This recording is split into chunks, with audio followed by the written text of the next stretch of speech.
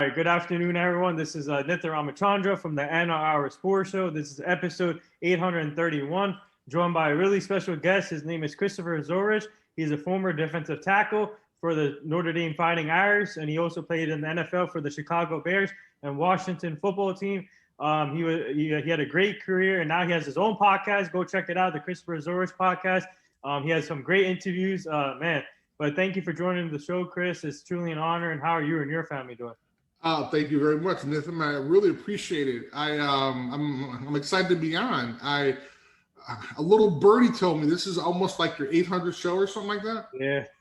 Okay, that's impressive. I have a podcast and I'm nowhere near 800. And then I'm terrified because I heard we started around the same time. So I think I only have like 60 or something like that. No, you're doing a great job with yours. Keep up the great work.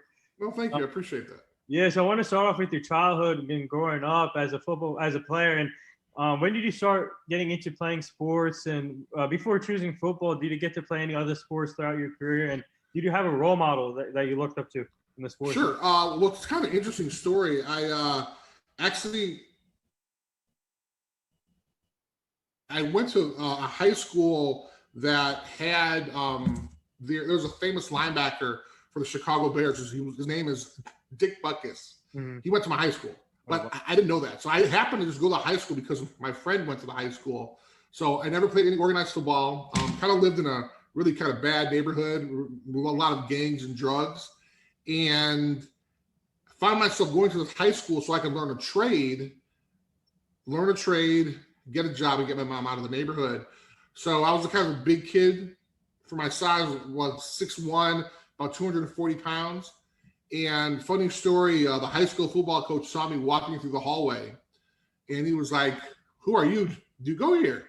And I was like, "Yeah, my name's Chris." And he was like, "How do I not know about you? Because you're like one of the biggest kids in the school." I was like, "I have no idea." He's like, "Well, do you want to play football?" And I was like, "Sure." So we went down the basement in his office, and he handed me a permission slip. Said, "Have your parents sign this, and then you can play." I was like, "Great." So I'm a freshman. Go home. I begged my mom to sign it. She's absolutely not. I don't want my little baby getting hurt. There's no way you're playing. So needless to say, I did not play my freshman year, but I hung out with a lot of the guys on the team and really kind of enjoyed being around them.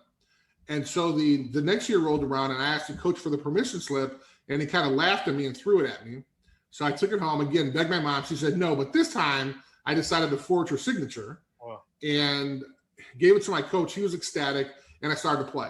And of course, you can think about, I wound up getting home later and later sometimes. So my mom asked me what I was doing. I was told that I was involved in extracurricular activities, which theoretically wasn't lying, wasn't talking about football. So, but one day I brought home like a pair of shoulder pads or a helmet or something like that. I forgot what it was, but we didn't have a washing machine at our high school. So all of my clothes reeked. So I brought them home to wash them.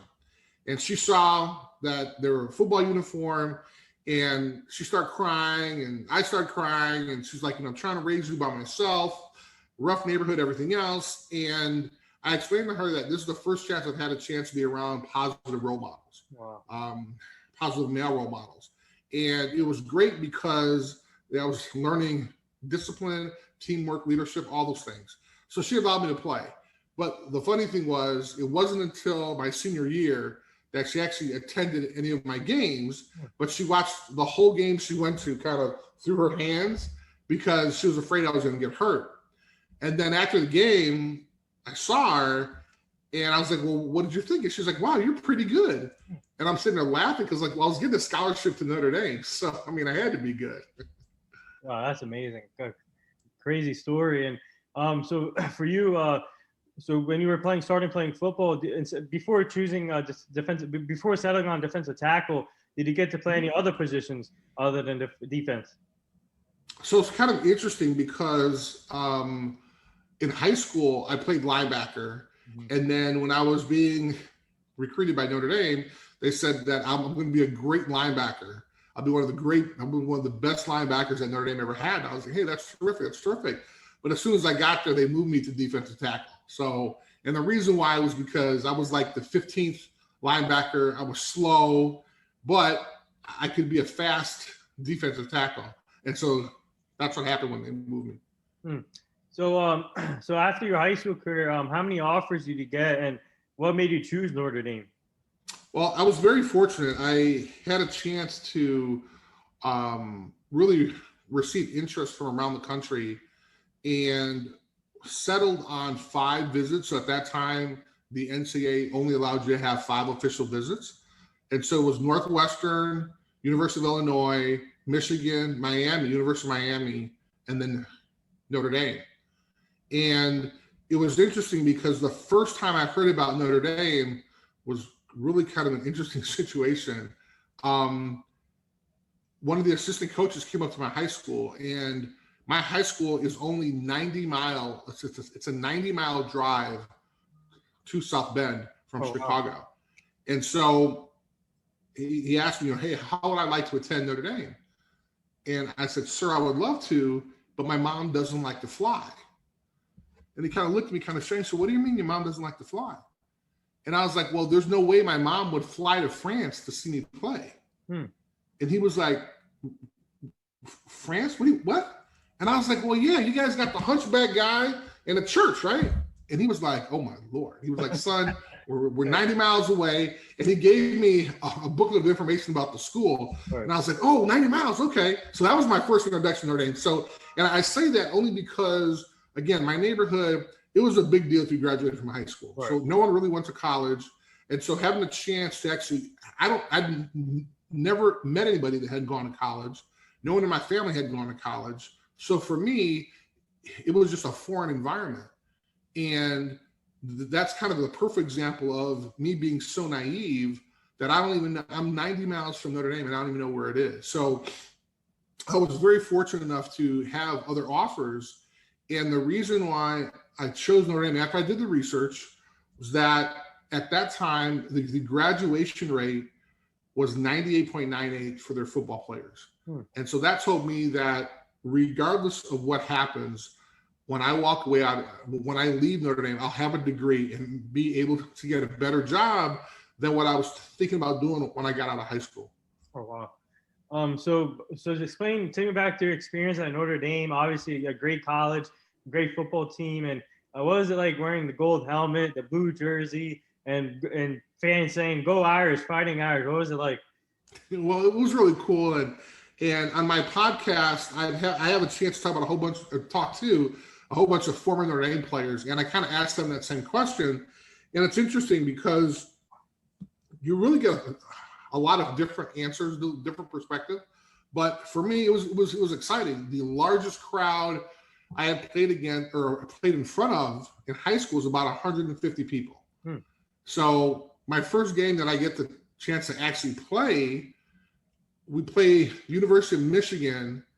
I'm starting, and it's in front of 60,000 people in the stadium, but several million people watching on TV. Wow. It's like go from 150 people to like millions of people watching. So it was a crazy experience. So although we won a national championship when I was there, I had some great experiences, but selfishly, my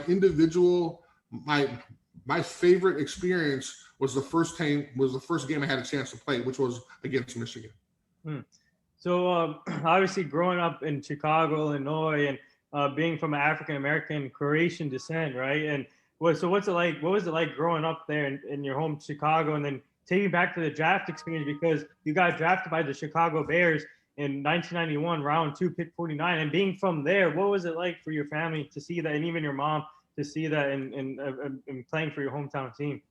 Well, it was really exciting, and let's start from the beginning.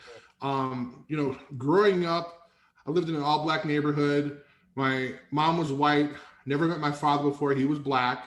And so there were some challenges. In my neighborhood, I got called names. My mom got mugged. And then when I would go to other neighborhoods, which were white neighborhoods, I would get harassed as well. So for a while there, I really didn't understand what was going on. I really didn't understand where I fit. So when you talk about having a chance to kind of play for the Bears, it's a really interesting experience because as a kid, my football role model was Mike Singletary, right, and he wore number 50. And I wore number 50 in high school and also in college. And having a chance to actually play for the Bears was just an out-of-body experience. But unfortunately, the last game my college career, I talked to my mom after the game. She was watching it. We were playing University of Colorado in the Orange Bowl. And after the game, we lost. We had a conversation on the phone, and I hung up with her and said, bye, Mom, I love you. She said, bye, I love you too. Unfortunately, when I got home the next day from Miami, she had passed away from a heart attack. Oh. So having a chance to kind of be on the cusp of becoming a millionaire, having a chance to play for the Chicago Bears, she wasn't there for it. And so she passed away in January, and then I get drafted by the Bears in April. So you can just imagine kind of going through this huge depression with my mom not being there and passing away, and all of a sudden I get drafted by my hometown team. So it was an amazing, amazing experience. And on draft day, when they called, Mike Ditka, who was the coach at the time, said, hey, how would you like to be a Chicago Bear? And I was like, sir, I would love to. I would pay you guys to play for the Bears, which I probably shouldn't have said, but I was excited. Hey, sorry about your mom.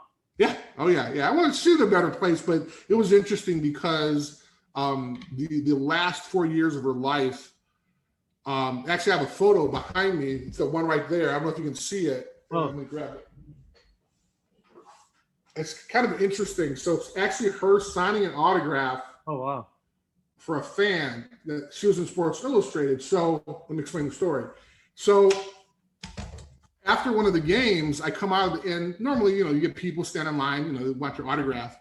I came out one of the games, and for the home games, I'd look for my mom and see my mom, and I'd smile and she'd smile. Then I start signing autographs and she'd wait for me. And then when I'm done, go hang out with her.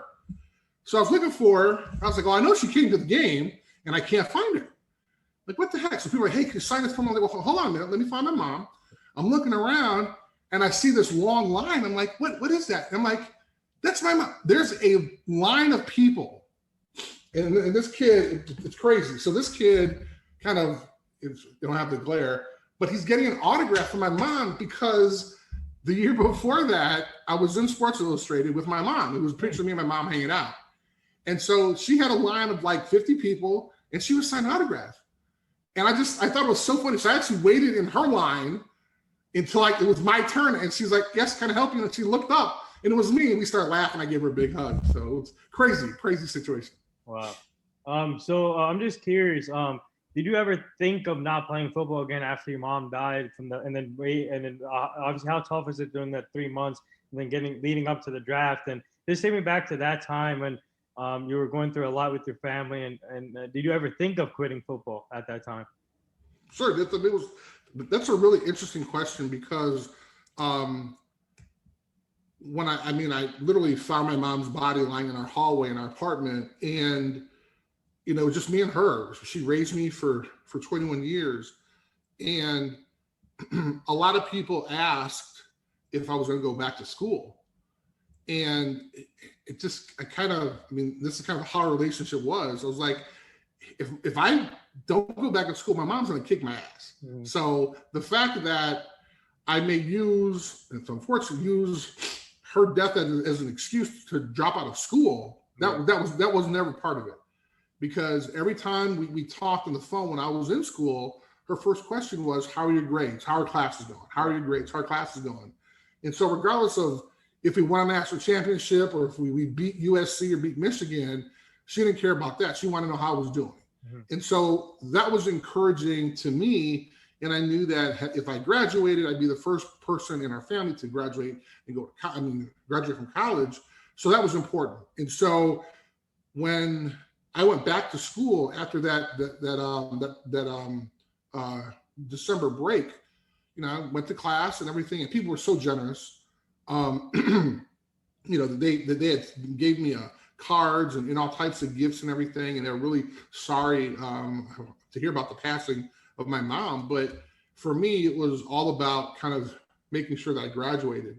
And so in May of that year, I did graduate, but we were talking about in the opportunity to get drafted to the NFL and to the Bears, it was never an issue of, hey, let me walk away from football. And I think a lot of it was because she enjoyed it so much that I think it was kind of fun for her to see me play.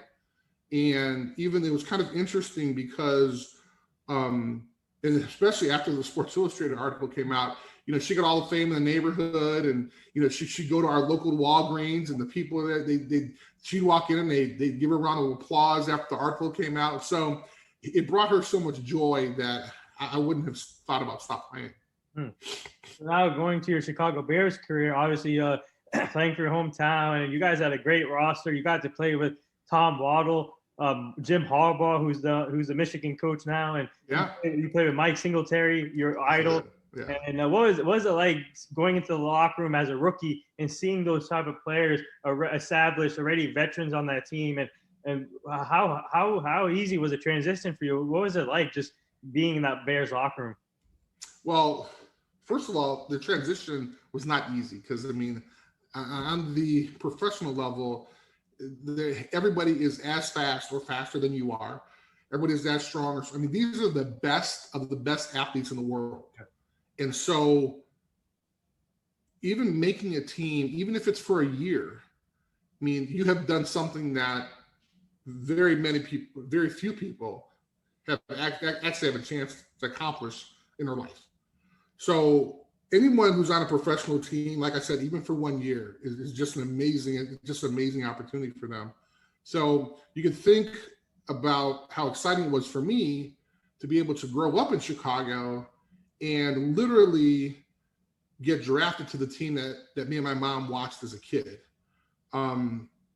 It's kind of a cool experience. When I was a senior in high school, there was a high school banquet, and Mike Ditka was the speaker at the event. And my mom and I got to the event early, and we were waiting in the lobby of the hotel, and Mike Ditka was leaning against the wall. And she's like, "Hey, Chris, look, there's Mike Ditka. Why don't you go say hi?" And I'm like, I'm 17, 18 years old. I'm like, there's no way I'm going to go over to the coach and say hi. So she says, "Well, I'm going to go." And I'm like, so I'm trying to hold her back. And she goes up there and she's talking to him. And I'm like, oh, this is embarrassing. And like a couple months later, she waves me over. So I go over and he's like, "Hey, Chris, I'm excited to meet your mom and meet you. And, your high school is the same high school that Dick Butkus went to." And she's giving me like a little history on like my high school and the Bears and everything. And I was like, Coach, we're huge fans. And I don't know how I worked this up, but I said, "Can you please remember me in 4 years?" Now, obviously I'm sure he didn't remember that conversation, but the fact that my mom had a chance to meet Mike Ditka and the fact that I was drafted by that team, 4 years later, I really think that she had kind of a say in it. She was sprinkling some magic dust or something from heaven into it. So having a chance to play with my idol and the people you mentioned, Tom Waddle, I forgot Ron Rivera too. Ron Rivera, exactly. He was a great mentor as well. But it was exciting for me because when I was a junior in high school, junior in high school, the Bears won the Super Bowl. Mm-hmm. And so I remember leaving school because they had a big parade downtown. Right. And I remember climbing up one of the light poles and being able to watch them and the event. So it was a really cool event. And so it's just kind of weird having a chance to 4 or 5 years later, being able to play with those same guys. So Mike Singletary was on a Super Bowl team. I played with him. He was my idol. You have somebody like Richard Dent, same thing, Steve McMichael, William Perry. All these guys are guys that I watched and they were actually part of the team. And so for me, it was this great experience. My first day walking into the locker room, it was as if I was a fan. I kind of walked around. I was like, what? And I saw my name, it had a little C next to it. I was like, this is amazing. This is amazing feeling. So for me, I equate it for other people. If they've ever been a fan of any sport, anything, hockey, lacrosse, soccer, whatever it is, And imagine them playing on the team that they watched as a kid, one, but two, also had a chance to play with their favorite player. So literally, it was a dream come true for me. And the first time that I really kind of got a taste of playing with Mike Singletary, it was my first year. And although I wasn't a starter, I would come in every now and then. And one of the plays I came in, Mike Singletary was calling the defense. Called the defense. I lined up, and all of a sudden, I hear Mike say, Chris. I'm like, man, this is great. Like, he's getting me pumped up. He knows, like, he's my idol, and I'm a Chicago kid. He's like, Chris. I'm like, yes. He get me more pumped up. And it was like, Chris. He came up to me, Chris, you're in the wrong gap. So I was like, what? So he moved me over, and a play happened, and I got rolled over or whatever. But it was so cool because, I mean, I had, at least for a moment, like I had my idol yelling my name. Wow. So that was so cool. And then there's a photo out there, and I don't have it, but I've seen it before, where him and I are making a tackle on the same running back. So I thought that was really, really cool. That's awesome. Yeah. So for you, what was it like playing for a coach like Mike Ditka, and also playing with Ron Rivera? Obviously, he's been through a lot with cancer, and now he's a great head coach with Washington. And obviously playing with Jim Harbaugh. What was that like experience like playing with those? Well, it was so cool because when you think about the success that Mike Ditka has had, and with the Bears, obviously, that amazing tradition, I was excited to be part of that. When you talk about Jim Harbaugh and Ron Rivera, especially, you think about the leadership they had in that locker room. And I remember kind of hanging out with Ron and doing a couple events with him years and years ago. And really, he was really willing to kind of spend the time to talk to me and kind of give me some advice, being a rookie at the time. So, I look at what the future has given, or the idea of what Ron Rivera was going to do in the future. I mean, I knew he was going to be some spot. I didn't know he was going to be a head coach, but I knew he was going to be a leader in that way. I knew he was a great coach, a great assistant coach before he became a head coach. And then even with Jim Harbaugh, having a chance to kind of be around him, seeing his leadership. We won a bunch of games when he was the quarterback, and now the success that he's had at Michigan is great. Yeah, so obviously you know the weather well there in Chicago, and what was it like playing in shoulder field in front of those fans? Because Chicago Bear fans are the most loyal fans, in my opinion, in the NFL. And what was it like playing in front of your family and then having them to come into the stadium too? It was really exciting, and it's good and bad. And I tell kids this: there's a young man on the team now, Cole Kmet, on the Bears now, who Notre Dame. I attended Notre Dame, so I knew him from there. But I also played with his dad. His dad was on the Bears for a couple of years as well, but he lives in the Chicago area. And, one of the things I kind of pulled him aside and said, it's going to be great that you're playing for your hometown, but I want you to remember one thing. Although you love your family, they're going to get on your nerve, because everybody and their mother and cousins you didn't know you had are going to want tickets. He kind of laughed. And I was like, no, I'm serious. I mean, there were people coming out of the woodwork, high school buddies, but people from grammar school. I mean, so it's great playing in your hometown. That's the only bad part. And obviously I would take that, over, having a chance to play elsewhere. But it was so funny because so many people came out of the woodwork, as I said. There were girls that wouldn't talk to me at all in high school that all of a sudden now were like, oh my God, you're on the Bears. Hey, here's my number. And I was just like, what's going on? So it was a great experience having a chance to kind of play for your hometown team. But also for me, playing football for me meant being in Chicago. Right. And so when I got cut in '97, I signed a couple of days later with the Washington Football Club. Yeah. And although I was very grateful, I finished off the year and I had the opportunity to play for a couple more years. They wanted me to sign a 3-year deal. But for me, football was Chicago. And I had already planned on going to law school. So after that year, I just retired and then went to law school full time. Oh, interesting. So I just want to. I'm just curious because Cole Kmet, same. I think similar story to you, being from Chicago and you went to Notre Dame and getting drafted by Chicago. How ironic is that? Like, what's it like to have to share your story with him, who has a similar story as you? Well, it was really great because, and this is kind of another kind of small world about this, is that there's a gentleman by the name of Tom Thayer who actually played for the Bears and actually is the radio announcer for the Bears. He's the analyst for the Bears. Well, he went to Notre Dame. Wow. And that was a couple years before me. So when I get to Notre Dame, when I get to the Bears, he's there. Yeah. And so automatically, he takes me under his wing, kind of shows me the ropes and everything. So you think about Tom Thayer, you think about myself, and then you think about Cole Kmet, and I know that Cole has talked to Tom as well, but it's so interesting because even though it's very rare, having the chance to kind of play for your hometown team is great. And then Notre Dame, remember, Notre Dame is only 90 miles from Chicago. So it's almost like, you went to high school in Chicago, you went to college in Chicago / Notre Dame, and then you played for the Bears. Yeah. It does not get any better than that.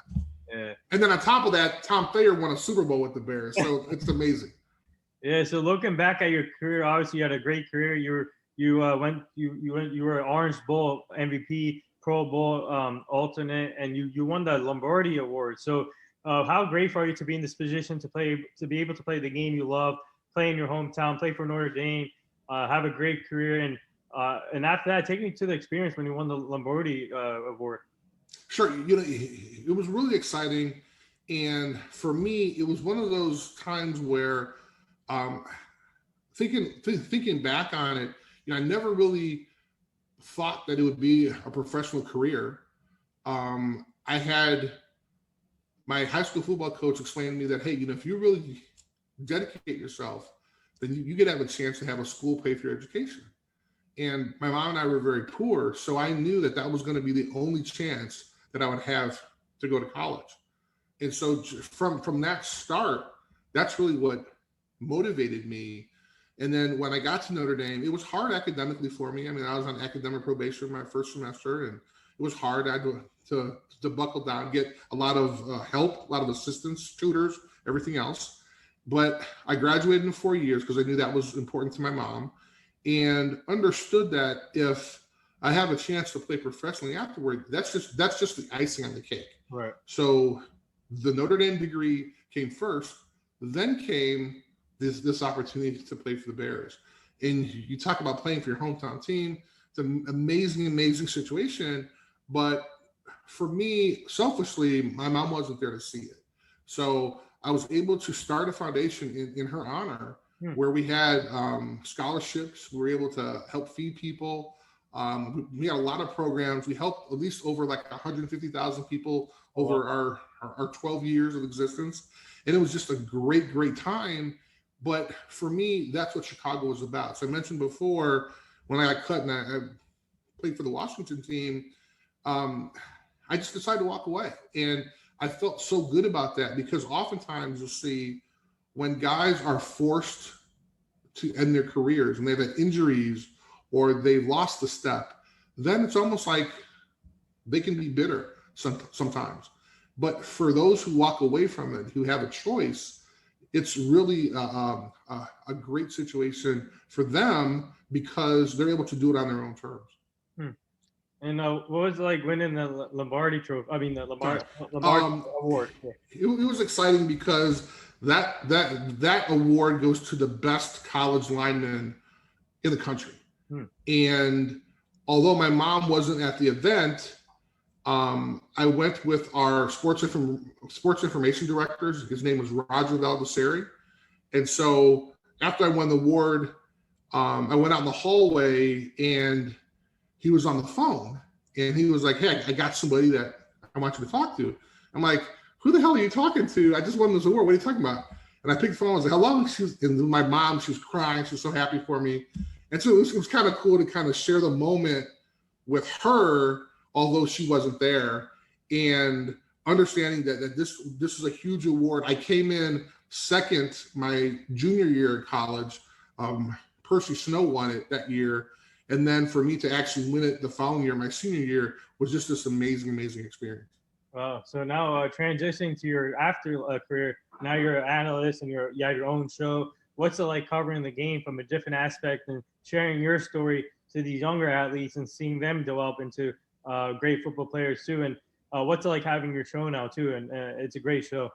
Well, thank you very much. It's exciting because I have a chance to maybe go beyond the helmet. A lot of the things I like to do is really kind of talk to them about kind of what you did with me, how they got started in athletics. Oftentimes you hear, they just happen to start. Their mom got them involved. Their dad got them involved. They got involved because they were a knucklehead and they just needed to let out some aggression.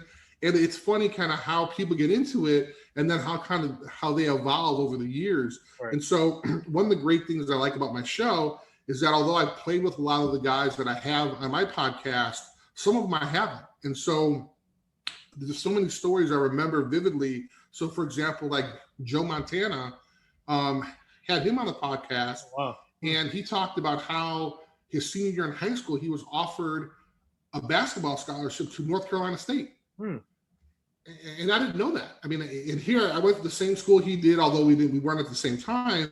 But you would think that that's something that I would know about, one of our legends at Notre Dame. So he was an amazing basketball player.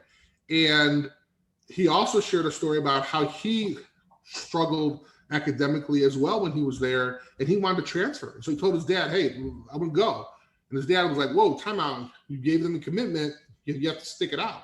So it's so interesting how, had Joe Montana did what a lot of kids are doing this, like we would have never had, he would have never won a national championship at Notre Dame. You would have never had the chicken soup game. Who knows what he would have done. I mean, he was such a legend and he's one of the best quarterbacks to ever play the game. So it's so interesting to kind of get these stories. And then you have stories like that, yeah. But then you always also have a story like Tom Gatewood, who was our first Black captain at the University of Notre Dame.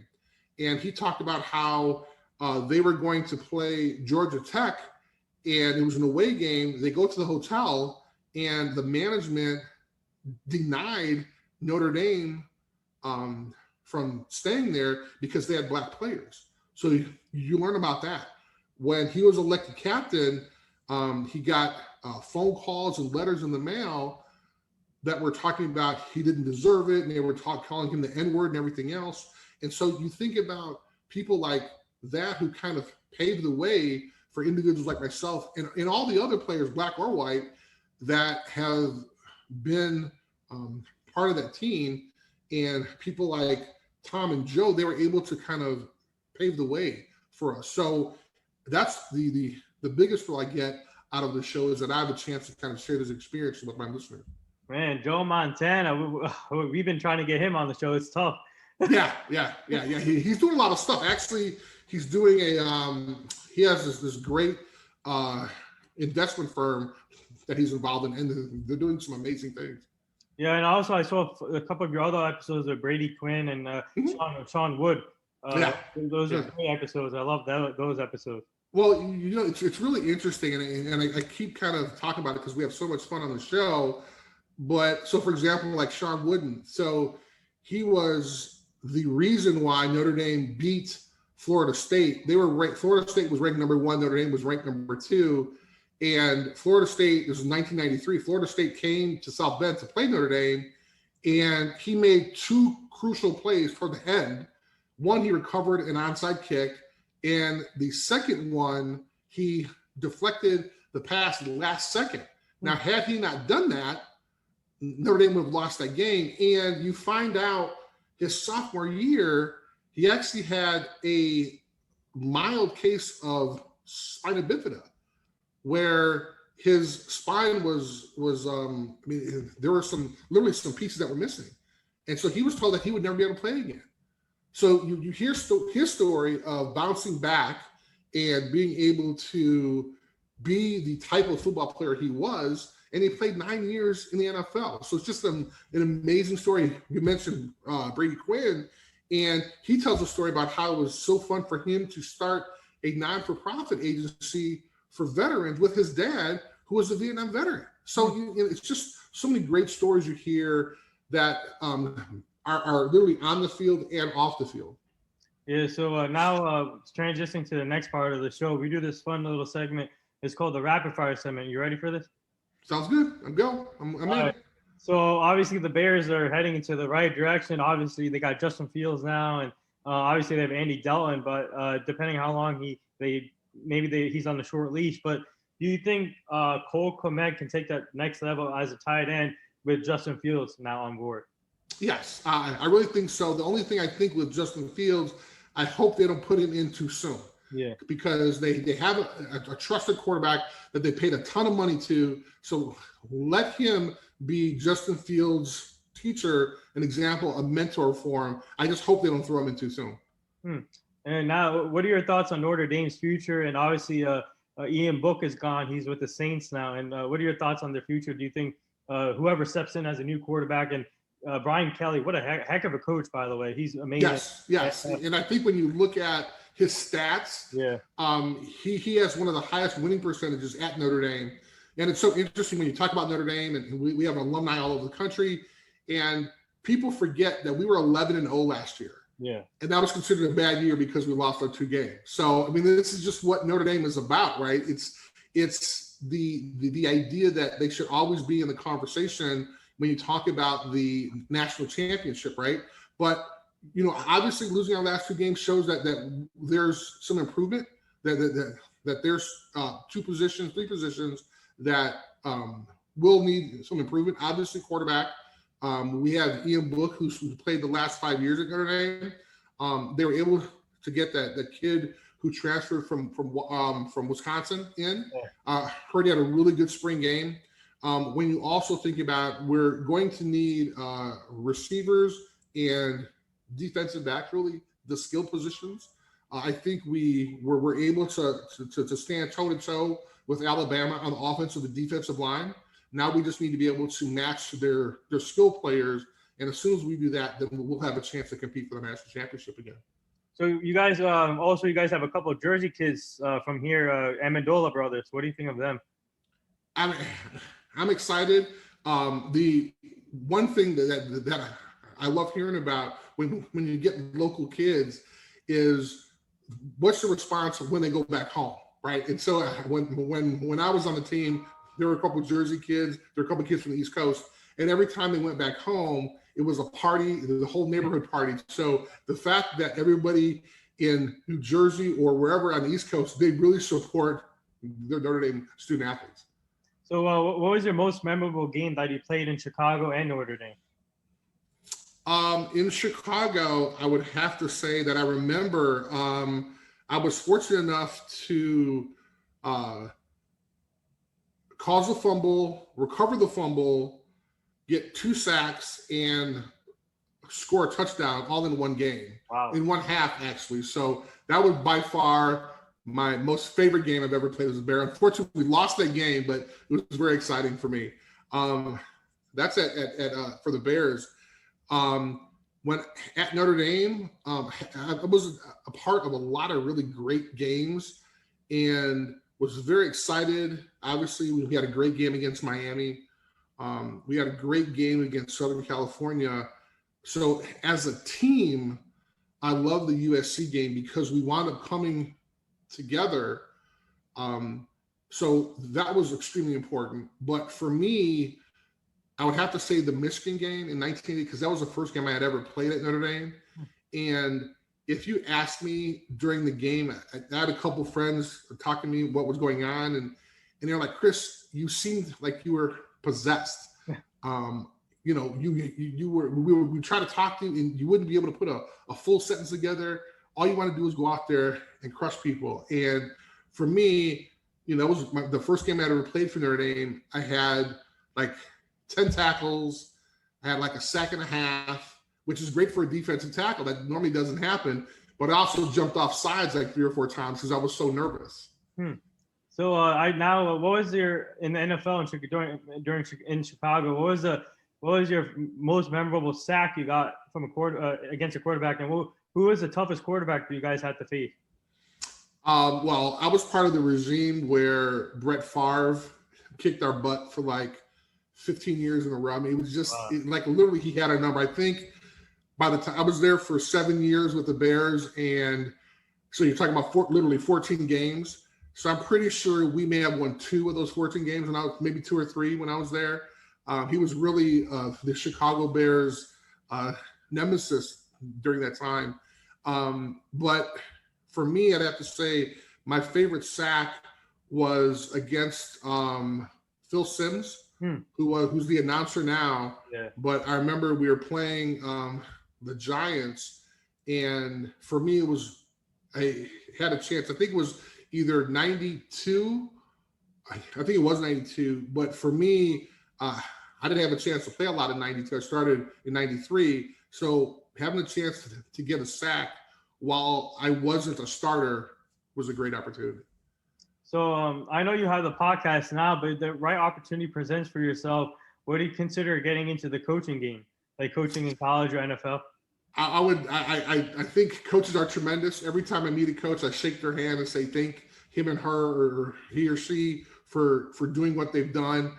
It is a thankless job. It is, I mean, you have to love the game. I don't love it that much because you don't get paid. I don't care what level you're at. On the pro level and college level, you're not getting as paid as much as you should be because the hours you put in are crazy. I remember when I worked for Notre Dame as an administrator, Charlie Weiss was the head coach. Oh, okay. And he had some success in the beginning, but he eventually it didn't work out for him. But I remember guys in his coaching staff because he would get to the office by 5. But he would leave during the day to go get a lunch, and I think to kind of take a nap or something like that because he'd get back in time for practice, and then he would leave like at 11 at night. So when you start doing the math, like it doesn't jive, right? But as an assistant coach, you always want to be there when the head coach is there. And so you weren't sure. So a lot of guys slept in their offices during the season. Wow. Because they felt like, okay, I needed to be here when the head coach came, which is at 5 o'clock. So all the assistant coaches' cars were in the parking lot at 5. And then when he would leave at 11, they were all still there. However, they all worked and he went home, had lunch, and took a little siesta or whatever, right? Wow. So it's crazy. So, I mean, the amount of time you have to put into coaching, it's just amazing. I couldn't do it. So speaking of overcoming adversities, obviously I'm a big Dallas Cowboy fan, and we have a former Notre Dame player, Jalen Smith, on the team. So after seeing that horrific injury he had and overcoming that obstacle and now being one of the best linebackers in the game right now, what's it like seeing that being a Notre Dame alumni, seeing Jalen Smith overcoming that injury and playing better? It is absolutely amazing and really kind of he's a great example, not only to people at Notre Dame, but to people overall, regardless if they play sports or not, but just being able to overcome adversity, as you said. Here's a kid who made a choice to play his senior year and got injured in the bowl game and was unable to play. And a really severe injury. So he had to come back from that, and being able to come back from that. But again, being an example, not only for athletes, but for people in general, really kind of shows you how sports really transcends everyday life, because a lot of people looked to him and his example of what he was able to do, which was overcome this almost career-ending injury and become one of the best linebackers in the NFL, which is great. Yeah. So what do you have coming up next on your show? Any guest announcements or? Sure. Well, as a matter of fact, we actually wrapped up. I'm looking over at our whiteboard over there. We're actually going to take a little break because of the 4th of July weekend. Yeah. Unlike you, I'm sure you have 50 shows lined up because you do like 500 a week. We're actually going to take a little break, and then when we get back, we're going to have Ian Book on in July. So It's going to be exciting because we'll have a chance to kind of hear how training camp was for him and also kind of his experience at Notre Dame.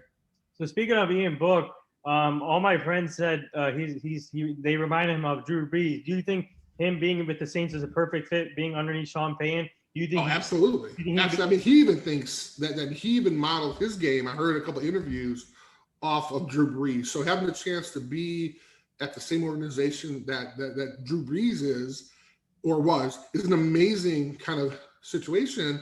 But more importantly, the understanding of how to use a quarterback that has similar traits to Drew Brees is really important. So before we get to the last two things, who do you have in the NBA final? You know, you're gonna think I'm crazy, but I'm a huge Bulls fan. So after my Bulls didn't even make it practically, I'm not even watching anymore. Yeah. So the last two things. So our team is part of this foundation called the Hugh Jackson Foundation. He's a former NFL coach. He's now the offensive coordinator at Tennessee State with Eddie George, and we're trying to help him prevent human trafficking, making sure the community stays safe and the kids stay safe. And it's so horrible out there what I'm seeing from human trafficking, and we're trying to stop that. And so I'll send you his foundation so you can go check it out. That'd be great. Thank you very much.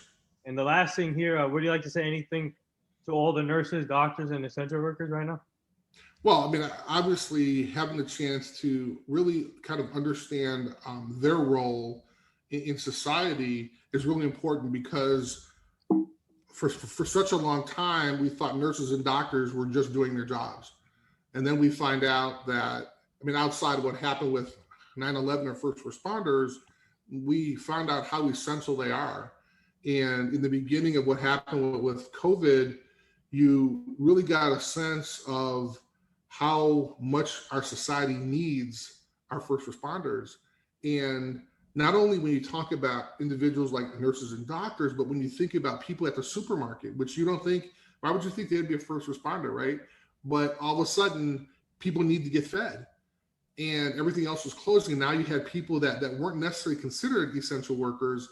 They had this responsibility. So when you think about doctors, lawyers, first responders, I mean, really, we should all be thankful, because without them, Lord knows how much of a mess we'd be in.